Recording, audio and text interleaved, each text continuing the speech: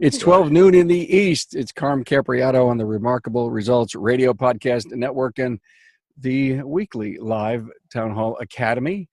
Boy, what an interesting subject we have today. But first, I really want to thank you all for being around here and hanging out with the innovative and fresh ideas that come out of the Town Hall Academy.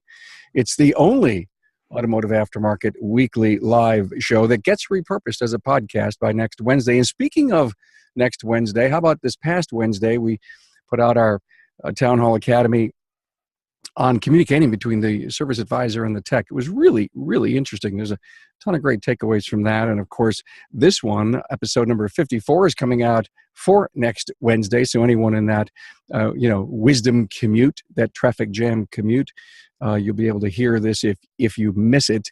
Share that with your friends. But here's what's big and here's what's important. It's February 9th. The 300th episode of the Remarkable Results Radio Podcast went out today.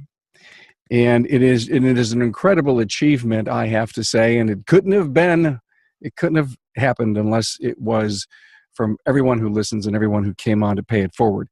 A special, very special tribute episode.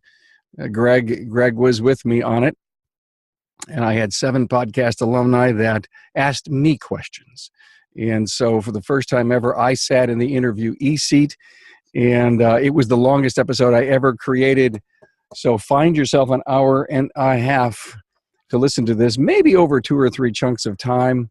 Use my app, get my app, and when you stop listening, because life goes on, the minute you go back to it, it remembers where you were, and you could end up getting the whole thing. But great episode. Thank you all so much for your loyal support to come up with 354 academies. Can you imagine that? So proud, so happy. Hey, and part of the reason this all works is because of Jasper Engines and Transmissions. Here's another reason to choose Jasper. It's their commitment to continuous improvement, their investment in research and development, product updates, and remanufacturing processes. Now, I was to the plant and I saw all this stuff. They really work hard. Do a good job. It means Jasper provides the perfect product. Thank you, Jasper, for your support of the Town Hall Academy. I'd like to, I never told you what we're going to talk about today. Let me see. We're going to talk about staying up on social media and what do the latest Facebook changes mean to your marketing effort. And with me is Greg Buckley, CEO of Buckley's Personalized Driver Care in Wilmington, Delaware, and an obvious Eagles fan. No, can you see that? Damn. I wasn't sure if I was getting a message across or not. So yeah, it's all communications and marketing, I guess. Yeah. You've got the visual right. Exactly. Carrie Lynn Rodenberg, owner of Turnkey Marketing, that helps shops effectively communicate in their community with their customers and potential customers. Hey, Carrie. Hi, thanks for having me, Carm. Carrie Lynn, great, man. And Brian Walker is the founder and CEO of 5 Stones. It's a marketing agency in Hammond, Louisiana. But catch this, everyone. Brian's a former 17-year veteran automotive industry shop owner. He owned Peak Automotive and Euro. It's a Euro shop in North Carolina, and you won some pretty big awards. So glad to have you here. Thanks for having me. Yeah, a guy from the cloth into marketing. So let's figure this out. I know that, I subscribe to so many pages of the shops out there, and I watch what they do. Some of it's really, exciting and fun. So Carrie, ladies first, I'm going to give you the first one, and then I'm going to sit back and let you guys just talk about this. Why did Facebook make all these changes? Yeah, great question, Carm. So Mark Zuckerberg, he had his post, he was saying that he wants people basically to be more happy. He wants people to enjoy Facebook more, right? So they did all this research and studies with universities, and they said that seeing posts from brands, from companies and businesses were making people less connected and less happy. So his goal is to make people more happy by making people see things that really are meaningful more. Okay. So I'm going to be happier when I hang out on Facebook. That's what their hope is. I mean, they said that people are going to be on it less. They're going to be seeing businesses less, which for all of us who have businesses is sounds really scary, and a lot of people have freaked out. But it doesn't have to be scary. It will change things. So that's why we're here. That's why we're here, Greg, right? We want to talk about how do we keep our businesses relevant in the world of the new Facebook algorithm. Well, I think what changes, I said, and Carrie's on point with a lot of things. When our feeds come through, there's a lot of things that affect what we see in our streams. It could be a keyword, an advertising that we clicked on, keywords we typed in, or what we searched for. So a lot of times when especially over the last 2 years during the political season, a lot of things kind of went awry. Facebook was able to get pretty much hacked in a sense. A lot of political news, fake news, and all of that came through. So what Zuck was, from what I see, is what Zuck's doing. He's trying to clean everything up and make it more of a personal contact media area or environment that was its roots to begin with. And that's what a lot of people keyed in on. For a small business, my strategy going forward will be to put more emphasis on the personal side, bring the business over. I put it clearly. Look, I'm Greg Buckley of Buckley's Auto Care. Buckley's Auto Care is Greg Buckley. So you're not going to get away with it. If you're in your own community, you walk down the street, hey, there's Carm Capriato of Remarkable Results, and Remarkable Results is Carm Capriato. You won't get away with it. Same with Brian and same with Carrie, and any small business. So why fight that tide? You are who you are what it is, and it is you. So you can bring that over from your business to the personal. And as for the business page, I'm using it more as like a landing spot. Like I said, like the table is set. People want to bounce in and come down from the sky and look at me. Then I have what's there. I have the tech. I have the personality. I have what's happening in the shop.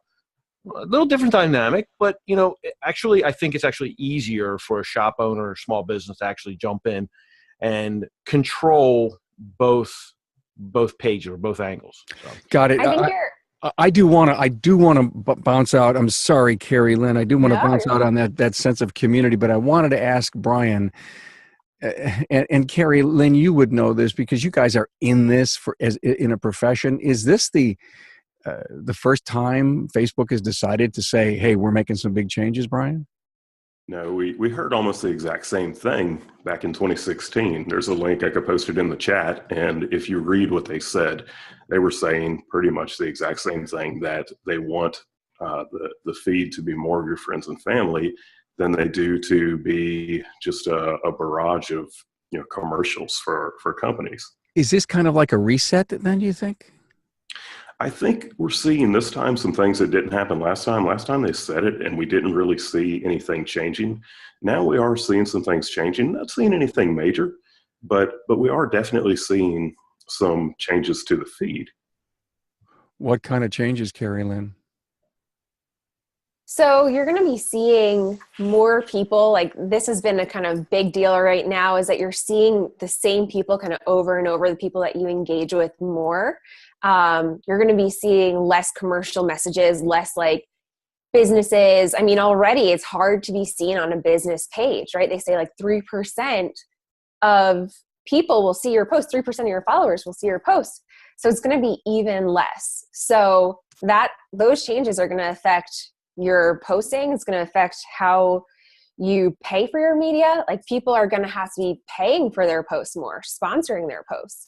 And it's kind of one of those things that we're just going to have to kind of buck up and do, whether we like it or not. I think there's a lot of humility involved with it because we learn things, we learn marketing techniques, we learn different things and we hold on to them, but we have to market like it's 2018. So things that worked in the past might not work anymore. Or really, really great posts, whether they're amazing or not, might not be seen or might not get the engagement.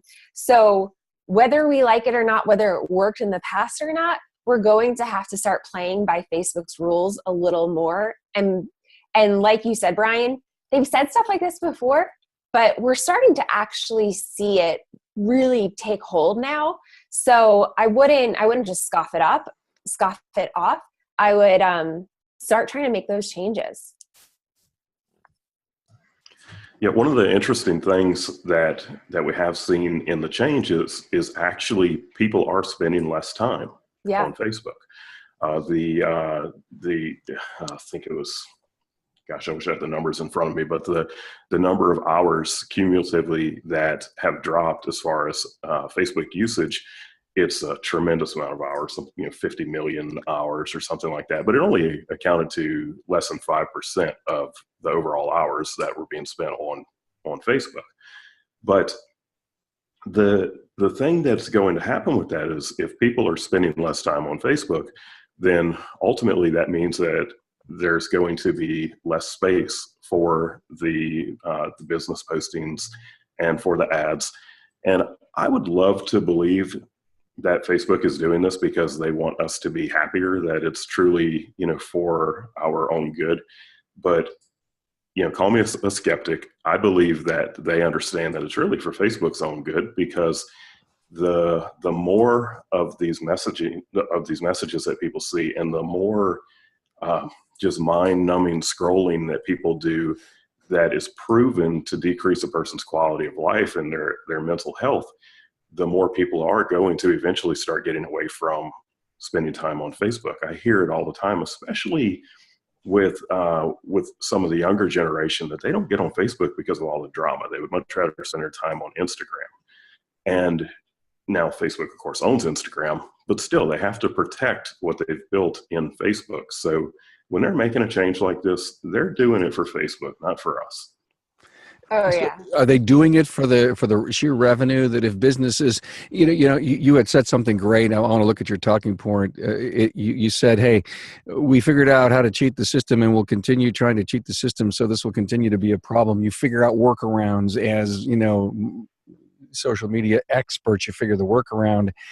But is this, if a business has enjoyed their face time with their customers through their postings? Basically, I think what Amazon or what Facebook is saying, you're going to have to pay if you want to play. Well, I'm sorry, Brian, I apologize. Oh, no, go ahead. Okay. Well, I think that, yes, if you want to continue to boost your exposure, or you're going to have to boost it, you're going to have to pay. It's a pay-to-play game. But in what I see is where Facebook can still be the winner is that, they have Messenger. And I think we have a great utility in Messenger.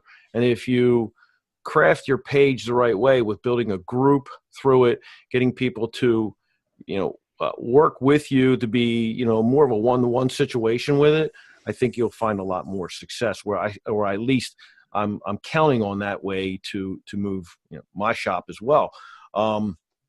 It is a big change, but it's not. Like Carrie and Brian said, it's nothing really new. I think this time they're actually just going to actually do it. And, what did they lose? $2.5 billion when they made the announcement in terms of market cap. Yeah, in like one day. Yeah, in one day. I mean, it's definitely a shock. It's a different way to play this. But again, I mean, my strategy, my theory is just be organic. Take your videos, take yourself and put yourself in front of your brand and work it from the personal side. Like I said, you are who you are. It is what it is. And work that way. I think it's a very comfortable situation. I'm not necessarily saying it beats the system, but I've put up posts that still have strong carry through the streams and multiple shares, especially if it's an interesting fact. And that's where your odd or unusual content can be that one that carries you a lot further, especially through social. So, and then again, you still have to mix yourself up. You've got your YouTube, if you're strong in Twitter, and then you've got Instagram. And Instagram is going to be really, I think, a player. And I'm doing my best to develop a better strategy for Instagram. So, Yeah, and as far as like the if you've been doing this organically, does it mean that ride is over?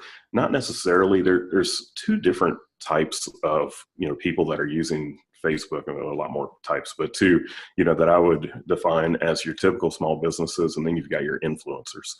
The people who are true influencers, they are very likely not going to have to pay to get the same kind of exposure that they used to get, because they've truly built a tribe and those people engage with their content. And if you're able to put out content that gets the engagement, then Facebook is going to continue showing your content.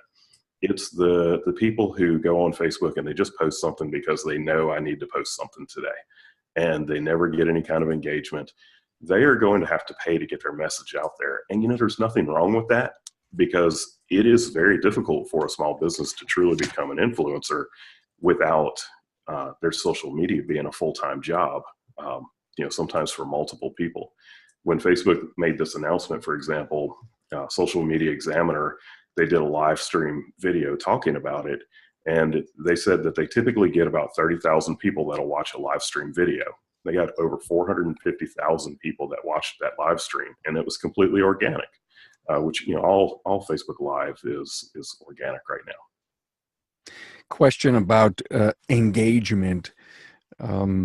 When you say you're going to continue to get, Facebook's going to continue to show your content, is it going to be because someone liked it, because someone shared it, or someone commented on it? Any ideas? Or all of the above? Yes, I would say all of the above. And, the more engagement that you get, and natural engagement, not clickbait type engagement, Facebook has come out and said that they do not want, these posts where you show an image where it's like for this, or comment for this, or, use the angry face for, using the different reactions for whatever your answer would be.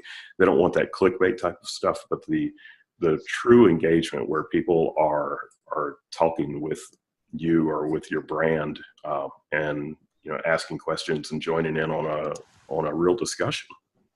Yeah, comments are going to be more heavily weighed, Facebook said, and longer comments. So not just saying like, yes, no, this year, that year, actually creating kind of a conversation. So things that are longer will be shared more, will be seen more than even a post that gets a lot of likes. I mean, of course, they have their algorithm. So of course it's going to be something that's liked more often is going to be shown more than something that's not liked at all, right? But if you get these longer comments, that's really, really important to them. So it kind of reminds me of great questions. You ask open-ended or close-ended questions. And I guess you could write an open-ended comment in a post by trying to engage someone to reply to it without one single word, but something at length. And the longer the comment, the more organically it's going to continue to live in your stream. Yeah, I think we got to look at also. I mean, we can talk about clicks, likes, and all that stuff and all the posts, but if we're really want to work it, we got to bring. I mean, from a business standpoint, you're out marketing to bring people into your funnel to, convert. And when you convert, that's where you got to have the back end of Facebook. And this is why I mentioned before with Messenger and the development of chatbots and all of those things that can bring a customer in or a client in down into your funnel and actually into the service bay. There's definitely strategy from getting them from your personal side, your personality, what you do, and then bringing them over to the page, making you attractive enough for them to look at your page in order to ask a question, to start them to bring them down into and at your counter. It's not an easy thing, but I don't see there's anything stopping us. It's just a matter of where, and I have to say what I'm doing is just trying my best to be, as personal, as natural as possible on the personal side, and allowing that to say, hey, that looks like a trustworthy guy.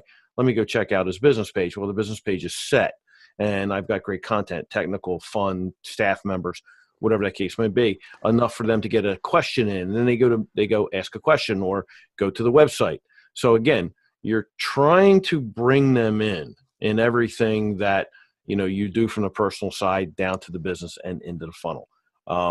You can pay that way, but I just don't think that as a small business person, You either got to do it yourself, like I said, be who you are, or have a heck of a staff, someone on your staff that really knows how to play this game and, do what they need to do to bring you clients. So.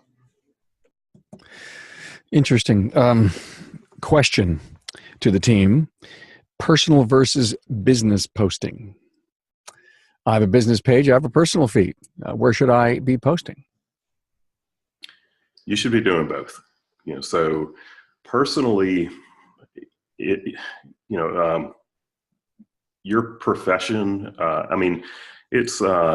It's not who you are, but it is what you do, and there's a lot of influence that you have personally. Whenever I recommend someone, I'm out of the industry. Of course, I used to own my shop, but now the person who was my mentor when I first picked up a wrench, that is who I recommend people to. And I don't recommend people to go to Forbes Automotive. I recommend people to go see Shane. So, when I do that, he's got some personal influence. I do feel that personally, you don't want to go out there and make every post that you do about your professional life, because your friends are just not going to be into that. But at the same time, to share what it is that you do and to share parts of your work life on your personal without it being promotional type stuff is a great way to let people know that, hey, this is what I do. This is my profession. And, I'm really good at it. You've got that personal side, and then the business side. Well, of course you're going to do that. People expect that from a business. But you got to be smarter about those business posts. If not, they're not going to get any legs. Right. And, one of the things that I would encourage people to do now is to, Greg was talking about the funnel. People need to truly have a funnel. When they do something on social media, there should be a desired outcome from what it is that they're doing. At least their promotional posts. Not everything's going to be promotional. Of course, you've got your culture, type post and your conversational type post, but the promotional type stuff that you do, there should be a desired outcome. And if nothing else, you should have some kind of a transitional call to action where you are getting a person's contact information, an email address, getting them to join a group or something like that. Because the more that you can own your web properties, the less that you have to depend on Facebook and what their next algorithm change might be. Yeah, absolutely. It should kind of be like an offline, online, offline sort of thing, right? So people hear of you, maybe they come to the shop that's off Facebook. They connect with you on Facebook. It should take them back to you, but not necessarily dependent on Facebook. So like you said, Brian, you want to get that information. You want to give them things of value. Just asking them for their information, you have to exchange something. Like everything has a cost, right? So whether I don't mean like monetary costs, but I don't want to just give everyone my information because they asked for it. You have to have a reason. So if you're giving real value to people, then they're way more likely to actually give you their information. And I think that we're going to see a bigger dependence on email as these changes play out, because it's a direct inbox. You have control. And yes, not everyone opens all their emails. I don't open all my emails. You probably don't open all your emails. But I see that name over and over and over. So there's that branding, and I have the ability to click on it. It takes me less than a second to click on an email when I get it, when I need it.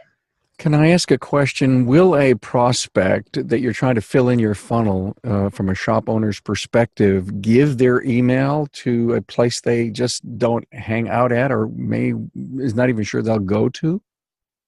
If there's something valuable. Yeah, and what that would value. that be? Give me an idea, Brian or Carrie or Carrie Lynn or Greg. What would that piece of value be that a shop owner could give? So there are, so many different things that you could do, like, having a downloadable checklist that somebody can use when they're going to, purchase a used car, just some things that they might look for, or, down to the basics of a coupon or membership in a rewards program that your shop offers. Any of those types of things are going to to be a great way to get a email address. And to, expand upon what we were saying, some of the most effective ways to get new clients right now would be, of course, doing Google ads or doing Facebook ads. But you have to pay for those, and they're not getting cheaper. So when it comes to your email, you own that email list. Now, of course, you have to pay a subscription to something like Constant Contact or MailChimp or Infusionsoft or however complex you get with it. But you own that email list, and it is a true asset to your company. Yeah. Whereas, Google ads and Facebook ads are not an asset. That's something where, you're having to spend money every time that you're acquiring a new client. But we know, from experience that getting, just retention marketing is so much easier than acquisition marketing and so much effective. So getting more out of your current customer base, getting more out of your current tribe than trying to go out and acquire new clients is going to be a more effective way. And that's what you do with your owned, media assets. And not only just retention, it's looking at it similar to retention, where you get a customer and then you follow up with them and you keep kind of showing them the love. We need to do that with leads. We need to be giving, like we said, we need to be giving something that's kind of top of funnel. It's easy for them to consume, easy for them to get, right? And then following up with people, because 95%, studies show that 95% of leads need to be touched 7 times before they're willing to actually convert. So we have all these people coming to our Facebook pages, coming to our websites, and 99% of people, literally, that's a real statistic, 99% of people are not ready to buy when they visit your Facebook page or your website. So that's where we need to be capturing people and then having those touch points with them over and over and over, providing value, following up with them before they're actually ready to become our customers, and then continuing to show them love, continuing to follow up and build that trust and relationship. I love it. I love it so much. I've got so many notes here. I don't know where to go next, but I would like to say that a family keeps their vehicle an average of 11 years. Did you know that? Oh, sounds like a official organic Facebook post in my mind. Where's the first place to turn when the drivetrain fails on that older car? Why, Jasper? An engine or transmission is a major purchase, and it should be trusted to a 100% associate-owned company for quality remanufactured products. Thank you, Jasper, for your support of the Town Hall Academy. I love where this thing is going. I don't know where to go next. I've heard the words tribe, community, give value, own your email list. So many of us have posted as shop owners on Facebook to put the picture of the cool car that we're working on, and that may not necessarily get enough legs in the new algorithm. So we've really got to rethink this, right? Yeah, and especially things like, posting that picture of the car. There's just not a lot of value to that content. What I like to tell people is to give away everything that you possibly can. Especially in the industry that we're talking about right now, most people are not going to go fix their own car. They're just not going to do it. So rather than posting a picture of the car, I would shoot a video and I would show exactly what was wrong with it. I would talk about the symptoms that the car was having.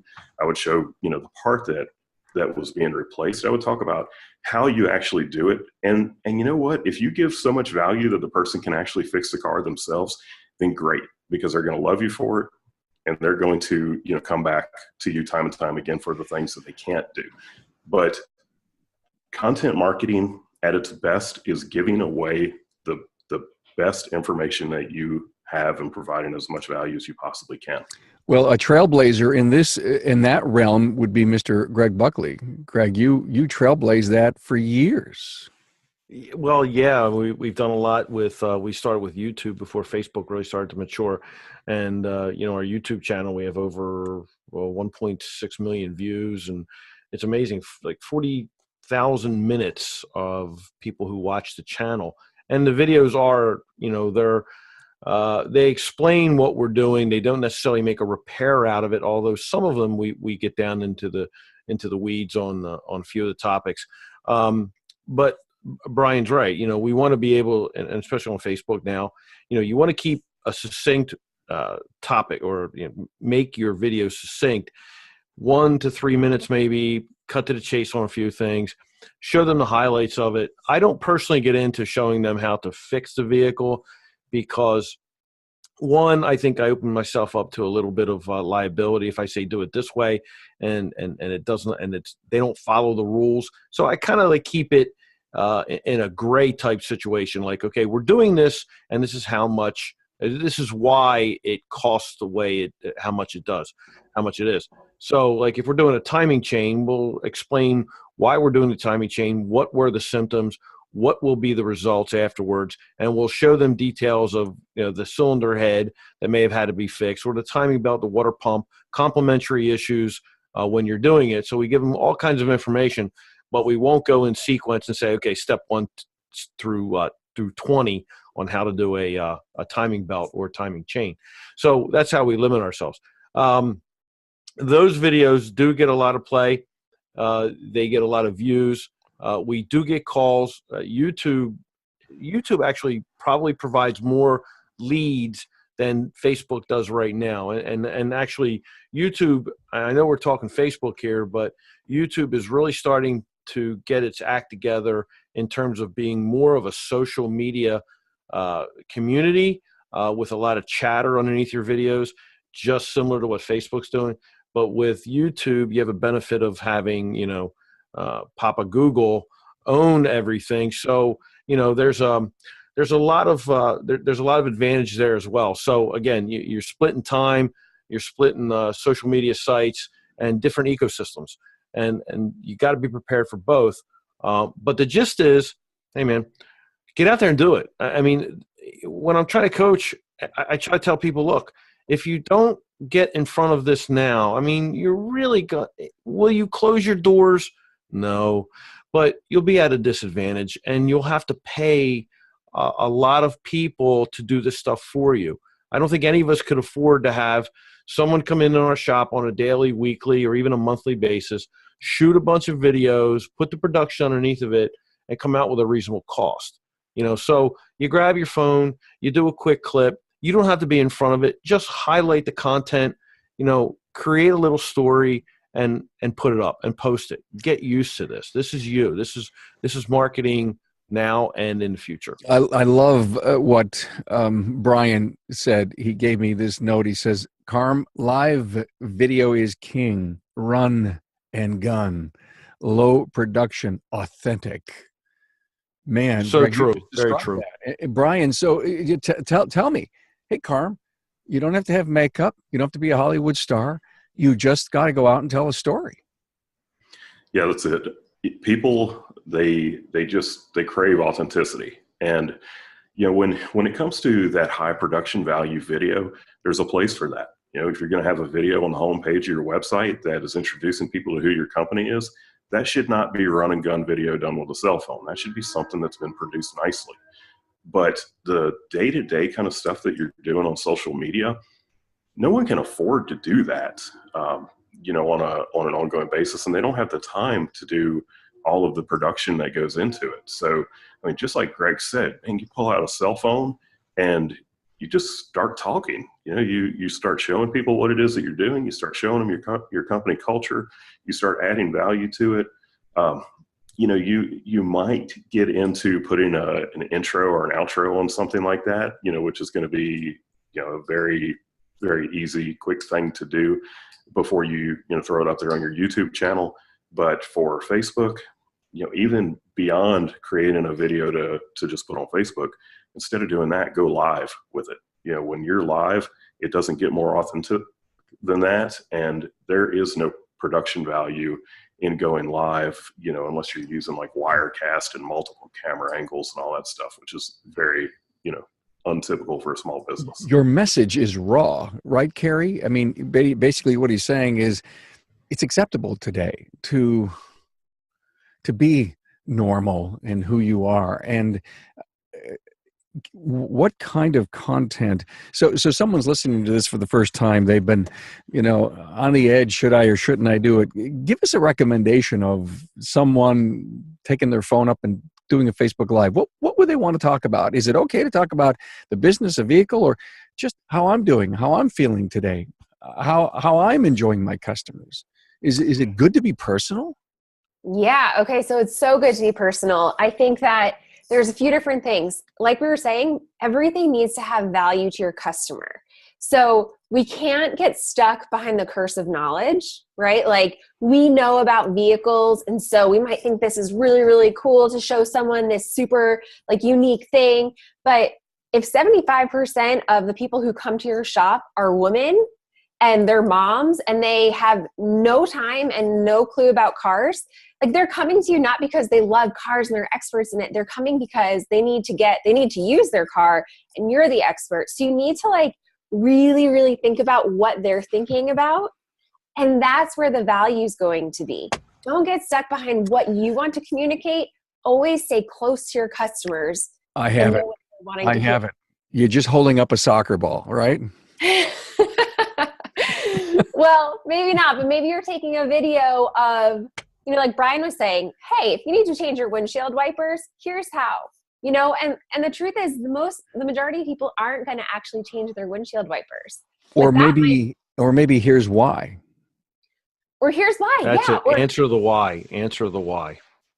The why, but also like you have to answer their like real questions going on in their mind. So maybe one thing is, this isn't about fixing cars, but here's how to put in a like a baby seat, a carrier. I don't have kids, so like a carrier, Got it. No, definitely child car seats. Child car seats. Absolutely. Yeah. So like thinking about that, like going outside of your expertise and thinking about what are they caring about, and marry that with what kind of area am I an expert in and how can I bring value to people? I love it. Let me offer a suggestion to everyone who's listening who's never done Facebook Live. Here's what you do. You blame it on your wife. And here's my reason, okay? The rear wiper arm that, on many SUVs, she says, honey, the wiper doesn't work. There's no juice in it. And of course, a shop owner's like a shoemaker, doesn't repair his own car, doesn't repair their own shoes, right? So that's the very simple video is to get in the car, see that you can't see out of the back seat, see that the wiper doesn't work, and tell that story of, the wife finally got me to fix my own car. And, you got to be able to see out the back. You got a rear view mirror for a reason. And that's why there's a blade back there. There's the simple first ever, Facebook Live video for anyone who's never done it. It's a great story. It's a good why. Carm, that's a really, really good idea because, and this is what I think Greg does a lot of, is document, don't create, right? Document things that you're doing instead of sitting down thinking like, oh goodness, what do I have to write? Because I know that's a huge problem, right? People just don't know what to post on Facebook. They don't know the video to talk about. But document things that are going on. Hey, this is happening in my vehicle. Hey, this is happening in someone else's vehicle. Here's why it's dangerous. Here's how you can easily, fix it. Come in, it takes 10 minutes, or we can pick up your vehicle. It's not going to be a big deal. Document, don't create, and you're going to get stuck a lot less. It's kind of like you're right, Carrie. It's like my habit is more like a vlog than anything. And we've done things from, wiper blades. Actually, cleaning your wiper blades was the very first video that I've done, and it's so terrible that I still keep it up on YouTube just to go back and say, wow, I was pretty bad. But you learn from it. But we've done some of the experience I had renting a car. When I rented a car, what was it, last year or so, to go to Boston. It was such a crazy experience and not a good one. But I was really horrified at the condition of the vehicle that was given to me to take on this trip. And I came back, I go, holy smokes. So I documented it. What took place? Well, it really went viral. And to the point where the rental car company got in contact with me and said, you know what, Mr. Buckley, we really apologize. They found it through Twitter. And I was comped the whole trip. I didn't have to pay a thing for it because of the condition of the vehicle. That's what you do. But your intention wasn't that. Your intention was to educate. Yeah. Let people know that, look, before you rent a car, do a walk around. Do 2 walk arounds. Look at the tires. Just turn the wheel. I said, turn the wheel to the left, turn the wheel to the right. Remember, it's your safety. And I explained that because of the history of rental car agencies, they don't have a great history of maintaining their vehicles the way that we would do our personal ones. They do slack a little bit on some of the things that are required. And so I highlighted these areas, and we got down to the fact where you could see the brake rotors and the scarring that was going on in there. You could see the belt shift on the tire, just little things that, they could relate to. I mean, you only got about 5 subjects: tires, brakes, batteries, antifreeze, and maybe wiper blades that a person would, a lay person would completely understand and get it. And you go, oh my gosh. So I highlighted those, and that's why it grabbed. I got commentary after that, and the viral activity was right there. So one of the things that Brian, I was just going to ask you a question. What's up, man? I was also going to say, don't underestimate the value of getting your clients on video, because like when it's our job as business owners to create raving fans out of our clients. And, in my business, this was 2006, 2008 is when we closed our business. But in 2006, we were, our motto was that we're the Triangle's most female friendly shop. This was back in the days, right, when Ask Patty was getting started. And that didn't come up as something that we branded ourselves. It was something that our clients started telling us, is that, I love coming here because as a woman, I feel like I'm, coming to a clean place and being treated right. I'm not being spoken down to. And we, our waiting area was like a living room. We had a massage chair. We would give a small glass of wine to someone while they were waiting. So things like this that just made absolute raving fans out of our clients. And, this was, Facebook was just, a couple years old at this point. We were barely using it personally then, but golly, what I would give to have my auto repair shop with the social media, that we have today to be able to do some of these things with. But, get your clients on video, live, talking about why they love you so much, because it's one thing for us to tell people how great, we are, but it's a completely different thing for your clients to tell people how great you are. I love it. It's such a great idea. It's so pure organic, Greg. Yeah, well, what I would say is to continue what Brian was saying. And I go back to the other functions of what Facebook will allow us to do. I mean, I've had episodes where I've done live video one-to-one with a client over their vehicle. So it's like a video text message. And we do that routinely through, other apps, iMessage being our most well-used one. But with Messenger, that utility portion of it is available. And I hate to go back to it, but I think as a value, we need to look at Facebook as an ecosystem and a platform with various ways to attract and retain our clients, from the acquisition pieces where we're personalizing our business through a page, and also our personal side, to the utility side where we're actually communicating and we're doing business through there. So, I mean, there's a lot that's growing through Facebook, and we talk about their changes. I don't think they're necessarily bad. I actually think they're pretty good. But again, we really should, and I do preach this, is we need to learn the ecosystem of all these platforms. Facebook, iOS, you've got Google, those 3 big ones right there.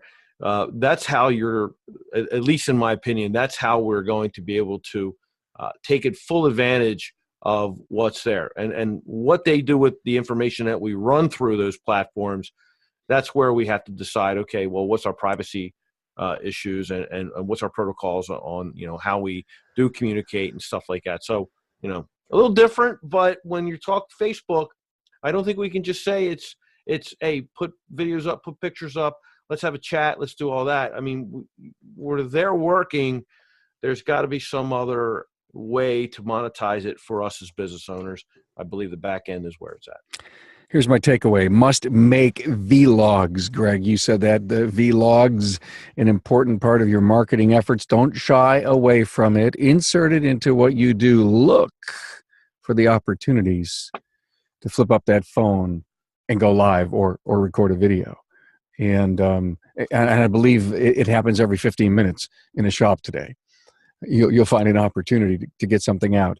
Let me ask a question of both Brian and Carrie Lynn. You were talking earlier about email and owning your own organic list, your tribe.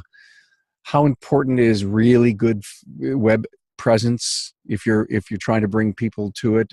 Does your website have to do something better or different than it does today? I think that your web presence is kind of like the facade of your building. You know, if somebody doesn't want to bring their vehicle to be serviced at a place that looks like a junkyard, you know, so if your website looks out of date, then there's a good chance your scan tools are out of date. You know, if your website doesn't, you know, speak nicely to the client, there's a good chance that your service writer is not going to speak nicely to the client. So I think that your website is, well, number one, it's the hub of everything that you do online, and it needs to be a good representation of who you are. So as your business changes, your website needs to change.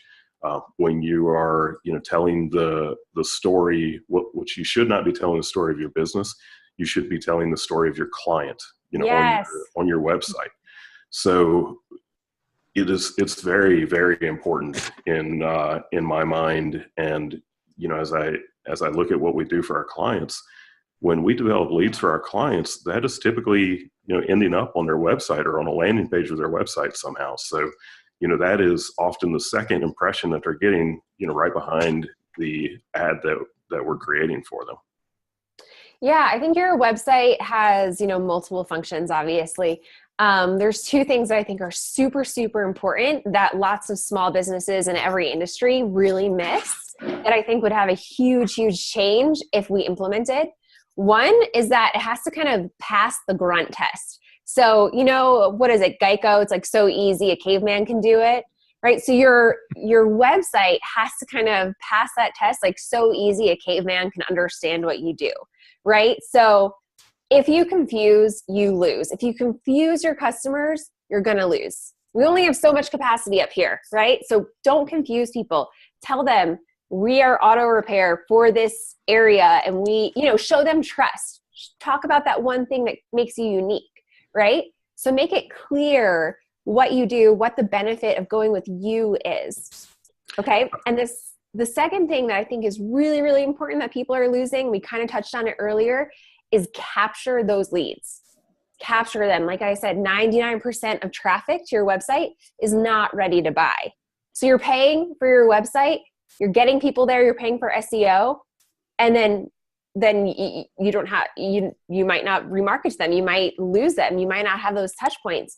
So capture the information of those people who are on your website. I think that is vitally, vitally important, and a huge, huge opportunity for our industry, for those in our industry. Thank you, Carrie. Hey, when a car's engine or transmission fails, it's not the end of the road. A remanufactured drivetrain product from Jasper Engines and Transmissions will give your customer's car a new lease on life.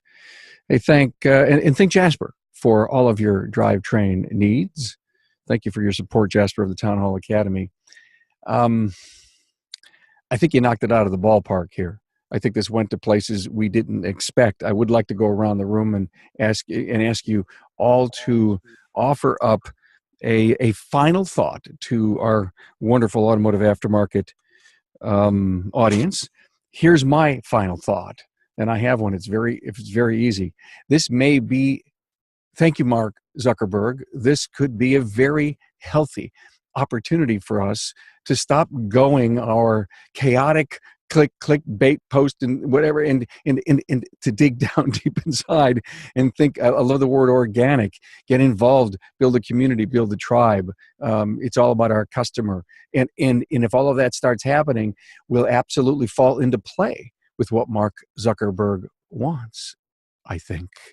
So that's my takeaway from the summary. Let me start, ladies first. Carrie Lynn. All right. So, my last leaving note. I would say that let reality be your friend. If you see that, you know, these changes are really having an effect on your business, make changes with it, right? If you're not getting people to convert as much, make changes, iterate, try new things. if, if something's working, keep going with it. If it's not working, make a pivot. And the other really, really important thing that I'm super, super, jazzed about is know your customers, know them well, talk to them how they want to be talked to, talk to them about what matters to them. And that is how you will get their attention. And you'll get kind of a foot in, and then continue to nurture those people, those customers, those leads that you have, nurture them, build trust, and give them value, real value based on what they care about. Wow, I loved that. Thank you. Yeah, you're welcome. Brian, I'll let you go next. Okay, I'm going to sneak in 2 things here. All right, number 1, get out your wallet. Just pay Facebook. You can do some really amazing things with ads and with promoted posts. And the fact is that most small businesses are not going to have that engaged tribe that we talked about, engaged to the point where they're going to get the kind of response that they used to get from Facebook 4 or 5 years ago. It's just not going to happen. But if you get out your wallet and you pay the man, you learn how to target people, you learn how to create ads that speak to people, then you will have tremendous success. And that's going to lead me into the next thing, which I think from hearing Carrie Lynn talk, she's going to know where I'm going with this. But there's a book that everyone should read called Building a Story Brand. And yeah, Donald Miller. it is all about making your client the hero of the story. And you should not be presenting yourself as the hero of the story. You should be presenting yourself as the guide, making your client the hero, and speak to them and show them how they can have massive success while you walk beside them. I love it, Brian. Excellent. And before I give Greg the final comments, I one of the notes that I took, I learned so much from these. I'm a fiend note taker. And one of the things I wrote down was get out in front of your brand. And I think we talked about that, but I think that's an important piece. And if there's anyone that I know that does that better than anyone that I know, it would be our last commenter, Mr. Buckley. You're out in front of your brand, man. We could all take a lesson from you. I'll start off with EAGLES, Eagles. No, just all right. Wow, you're going to start walking normal. Walking normal now. You get that out of your system. I think it is important to get in front of your brand, and both Brian and Carrie had some great stuff to talk about on what to do with Facebook. Yes, you can get out your wallet. You can pay to play. There are advantages to it. You can learn to use it organically and do well with it. My biggest suggestion is to really learn the whole platform. If it's the only social media outlet that you want to be in, learn it and really use it. I think it is an advantage for small businesses to gain clients, to retain clients. I'm excited for what it can be and what it probably where it's going to go. But again, you have to take the time to learn how to use and extract its value, whether you pay for it or you don't. Either way, you need to do it. Take 15 minutes a day, take a half an hour a day, and just play. One of the things that I did early was I created a few pages and just made it my sandbox just to see what reactions would be, just to see how it would go. Would it track, just to do some oddball things. It doesn't hurt. No one had to, I didn't have to ask anybody to belong to it. All I did was just practice. And no one knew a thing. It's secret. So if you're not comfortable showing yourself on camera, it's a great way to see how to practice. And that's what a lot of people won't even do. They won't even take the time to practice. I highly recommend grab your phone, grab a video, do something, just do something. So, okay. Well, thank you. Carrie Lynn Rodenberg, owner of Turnkey Marketing. Appreciate you being here. Greg Buckley, CEO, Buckley's Personalized Driver Care, Wilmington, Delaware, and, oh God, an Eagles fan. And I'm happy for you, man. I really am. And Brian Walker. Thank you. Brian Walker, the founder and CEO of 5 Stones, a marketing agency out of Hammond, Louisiana.